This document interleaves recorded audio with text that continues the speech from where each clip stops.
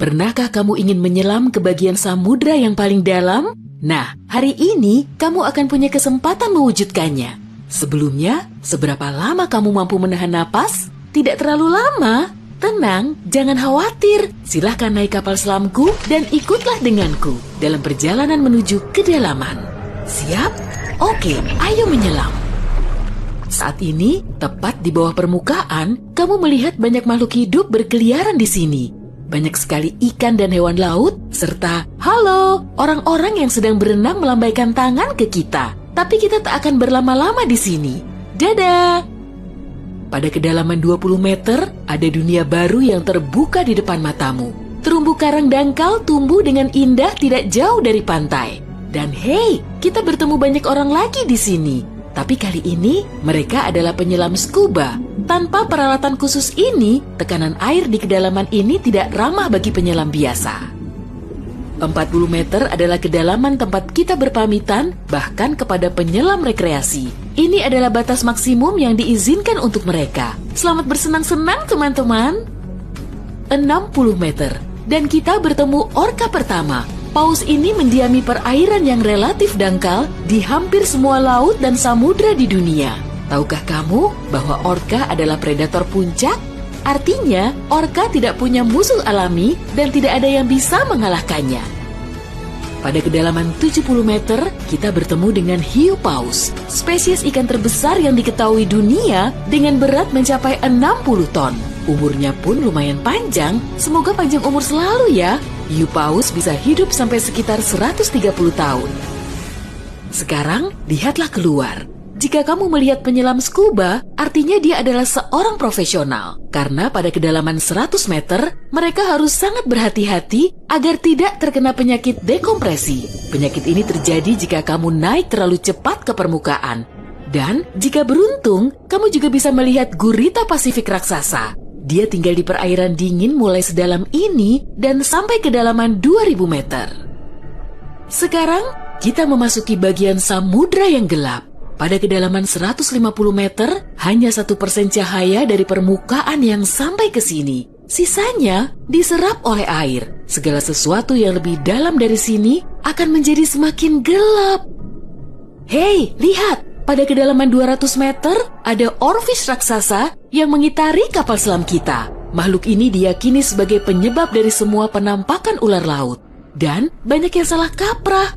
Terkadang, mereka berenang ke permukaan dan menakuti para pelaut dan perenang. Tidak heran, panjang ikan ini bisa sampai 11 meter. Pastinya cukup untuk membuat bulu kuduku berdiri. Oke, sekarang kita berada di kedalaman 300 meter. Dan sebentar, makhluk besar apa yang ada di luar sana itu? Oh, aku tahu. Itu kepiting laba-laba Jepang. Kamu bingung kenapa laba-laba? Tuh, lihat saja kaki mereka. Dan jawabannya akan datang kepadamu tanpa butuh petunjuk lain. Omong-omong, kaki-kaki ini juga yang mendominasi ukuran makhluk ini. Tubuh kepiting seperti ini biasanya hanya selebar setengah meter. Mari masuk lebih dalam. Dan di kedalaman 500 meter, kamu akan melihat paus biru terakhir. Tidak, bukan paus biru terakhir di dunia. Maksudku, ini adalah jarak terdalam yang bisa mereka tempuh. Paus biru tidak benar-benar perlu menyelam sampai sedalam ini untuk mencari makanan yang sudah berlimpah di perairan dangkal. Tapi mereka masih mampu. Sepertinya mereka hanya ingin memamerkan kehebatan. Mau bagaimanapun, mereka adalah makhluk terbesar dalam sejarah bumi, baik di samudra maupun di darat. Shh, kamu mendengar ini? Ini adalah suara yang dibuat paus sirip untuk berkomunikasi dengan teman-temannya dari jarak berkilo-kilometer. Mereka bisa melakukan ini berkat saluran shofar atau saluran laut dalam yang umumnya dimulai dari 600 meter, tapi kedalamannya dapat bervariasi.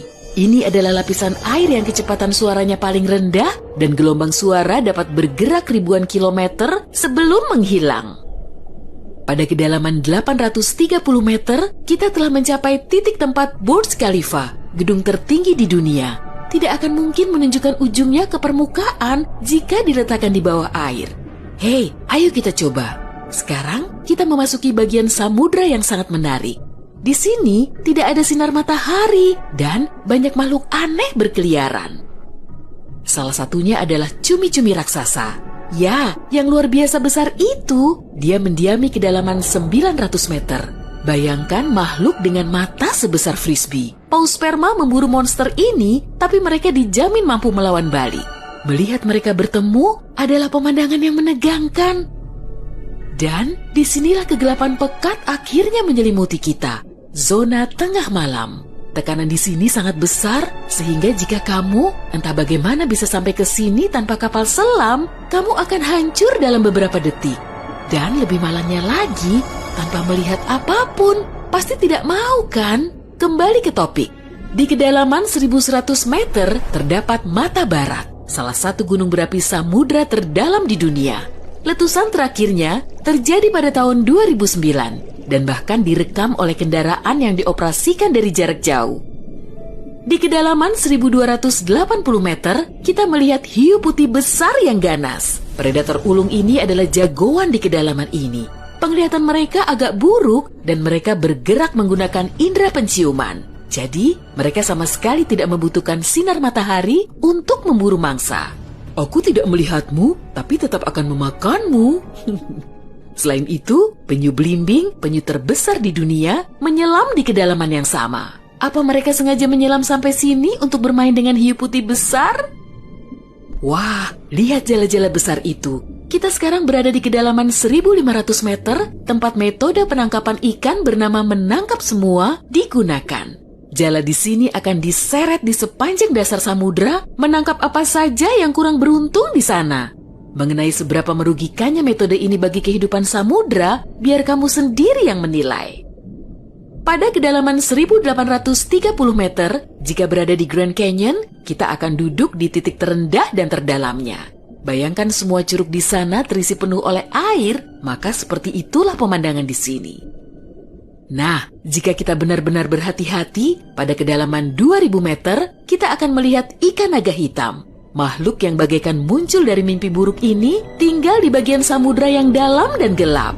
Dan percayalah padaku, lebih baik dia tetap di sana. Bentuknya mirip makhluk dari film horor dan aku lebih suka jika kita tidak berpapasan dengannya di permukaan.